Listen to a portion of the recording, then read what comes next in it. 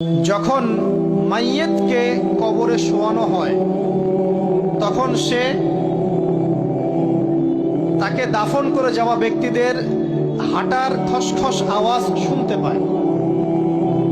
এরপরে তাকে যখন শুইয়ে দেওয়া হয়, সে যদি মুমিন ব্যক্তি হয় তাহলে তার মাথার দিকে তার সলাত এসে দাঁড়িয়ে যায়। দুনিয়াতে আপনি যে নামাজগুলো পড়েছেন, আমি যে নামাজগুলো পড়ছি, এগুলো মাথার দিকে দাঁড়িয়ে যায়। ডান দিকে চলে আসে তার সওম মানে কি? রোজা।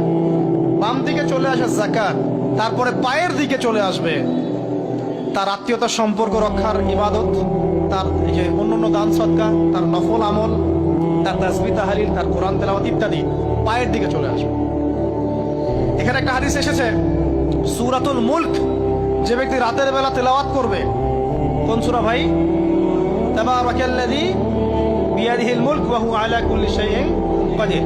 এই সূরা যে ব্যক্তি রাতের বেলা করে তেলাওয়াত করবে, ইনশাআল্লাহ সূরা মুলক কবরে তার সাথে থাকবে এবং কবর আযাব থেকে সূরা মুলক তাকে বাঁচাবে ইনশাআল্লাহ। আমি বুঝাচ্ছি যে কি অবস্থাটা হবে। এবার দুজন ফেরেশতা মাথার দিক থেকে আসবেন, আসতে চাইবেন, সালাত বলবে এখান দিয়ে আসা যাবে না, এদিক দিয়ে আসা যাবে না। ডান দিক দিয়ে আসতে চাইবেন, এদিক দিয়ে আসা যাবে না। বাম দিক দিয়ে আসতে চাইবেন, যাকাত বলবে এদিক দিয়ে আসা যাবে না। পায়ের দিক দিয়ে আসতে চাইবেন, আমলগুলো বলবে এদিক দিয়ে আসা যাবে না। তারপরেও তারা আসবেন, চোখগুলো হবে নীল এবং কালো বর্ণে, নীলাপ চোখের, কালো। মুনকার নাকি? উঠে বসিয়ে দেওয়া হবে। এবার তিনটা প্রশ্ন। প্রথমে প্রশ্ন হচ্ছে কি, মান রব, তোমার রবকে? তখন মুমিন বান্দা বুক ফুলিয়ে বলবে রব্বি আল্লাহ, আমার রবকে আল্লাহ। পৃথিবীতে যে ব্যক্তি আল্লাহর সাথে শিরিক করে নাই, আল্লাহ তাওহীদের উপর থেকেছে এবং তার উপরে মৃত্যুবরণ করেছে, ইনশাআল্লাহ সে ব্যক্তি এর উত্তর নির্দ্বিধায় দিতে পারবে ইনশাআল্লাহ। আর দুনিয়াতে যে বা যারাই আল্লাহর সাথে শিরিক করবে, আল্লাহর সাথে শিরকের পাপে লিপ্ত হবে, ওই অবস্থায় মারা যাবে, তাওহীদের উপর থাকবে না, কশ্চিন কালেও মান রব্বুক উত্তর দিতে পারবে না। তারপরে প্রশ্ন হয়ে যাবে মা দীনুক, তোমার দিন কি ছিল? মুমিন বান্দা উত্তর দিবে কি? দিন ইয়াল ইসলাম, আমার দিন ছিল ইসলাম। এখানে শুনে রাখেন, পৃথিবীতে যারা ইসলামকে পরিপূর্ণরূপে পালন করবে তারাই এই উত্তর দিতে পারবে ইনশাআল্লাহ। যারা ইসলামকে ঠাট্টা বিদ্রুপের হাসি তামাশার পাত্র বানিয়েছে, মন চাইলে কিছু করি, মন চাইলে কিছু করি না, সহজগুলো একটু আমল করি, বাকি কিছুর আমল ধারি না, হ্যাঁ, নামাজ পড়ি, সুদ ছাড়তে পারি না, ঠিক আছে, বছর বছর ওমরা করি, এদিকে ঘুষ দুর্নীতি ছাড়তে পারি না, ইসলামকে ঠাট্টা তামাশার পাত্র বানিয়েছে, এরা কশ্চিন কালে উত্তর দিতে পারবে না মা দীনুক। দিনে পরিপূর্ণরূপে ইসলামে প্রবেশ করতে বলেছেন আল্লাহ রাব্বুল আলামিন। যারা পরিপূর্ণরূপে ইসলামে প্রবেশ করবে এবং ইসলামের প্রতিটা মৌলিক বিধান মেনে চলবে, ইনশাআল্লাহ তারা এর উত্তর দিতে পারবে। এরপরে আসবে তৃতীয় প্রশ্ন। নবী সাল্লাল্লাহু আলাইহি ওয়াসাল্লামকে দেখানো হবে। যখন দেখানো হবে তখন সূর্য যখন ডুবে যায়, যে দৃশ্যটা আমরা দেখতে পারি না, ওই দৃশ্যটা ভেসে উঠবে এবং মুমিন বান্দা অস্থির হয়ে যাবে, বলবে আমাকে ছেড়ে দাও, আমি নামাজ পড়বো। সুবহানাল্লাহ। তার কারণ তার কাছে মনে হবে যে আসরের ওয়াক্ত হয়ে গেছে, আসরের ওয়াক্ত হয়ে গেছে, আসরের ওয়াক্ত চলে যাচ্ছে, আমাকে নামাজ পড়তে হবে। চিন্তা করেছেন? ওই যে একটা হাদিস আছে না, যে 7 শ্রেণীর মানুষকে আল্লাহ রাব্বুল আলামিন আরশের ছায়া ছায়া দিবেন। তার মধ্যে এক শ্রেণীর মানুষকে, যার অন্তর মসজিদের সাথে ঝুলে থাকে, তার মন মসজিদের সাথে ঝুলে ছিল, এই সূর্য ডুবে গেল বলে আমাকে ছেড়ে দাও, আমি নামাজ পড়তে যাব। তখন ফেরেশতারা বলবেন তোমাকে নামাজ পড়তে দেয়া হবে, তবে তার আগে তুমি এর উত্তর দাও। কি উত্তর?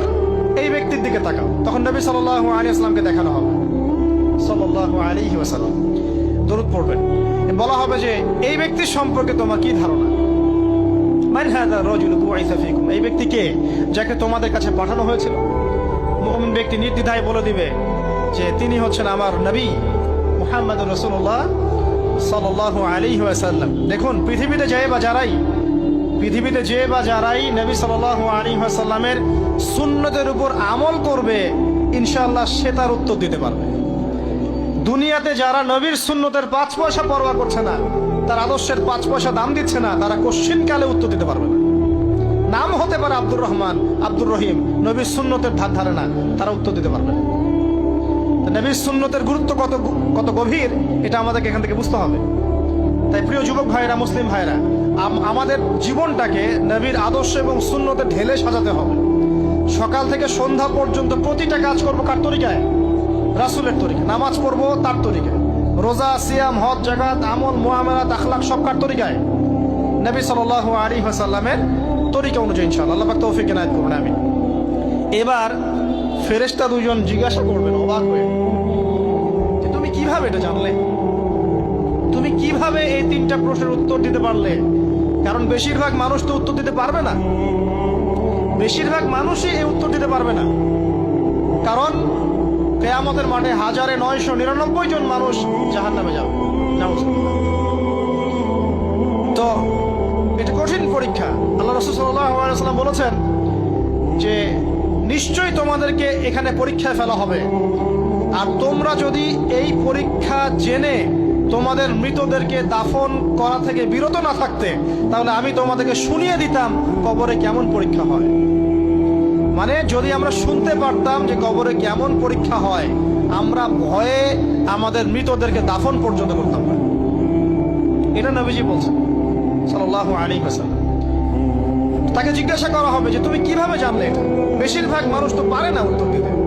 তখন সেই ব্যক্তি বলে বসবে, সেই ব্যক্তি বলবে যে করাতু কিতাব আল্লাহ, আমি আল্লাহর কিতাব এই কোরআন পড়েছি। মুমিন বলবে আমি আল্লাহর কোরআন পড়েছি, ফাআমানতু বিহি, আমি এর উপর ঈমান এনেছিলাম, ওয়া সাদ্দাকতু, এবং সত্যায়ন করেছিলাম। অতএব দুনিয়াতে যারা দ্বীনের জ্ঞান অর্জন করছে না, কোরআন পড়ছে না, হাদিস পড়ছে না, পড়াশোনার চেষ্টা করছে না, জানার চেষ্টা করছে না, কবরে পাওয়া ডিফিকাল্ট আছে। এটা একটা অন্যতম প্রশ্ন। আমরা কিন্তু মনে করি তিনটা প্রশ্ন হচ্ছে, আসলে প্রশ্ন হচ্ছে কয়টা? 4টা। তিনটার পরে আরো একটা এক্সট্রা। কিভাবে জানলে?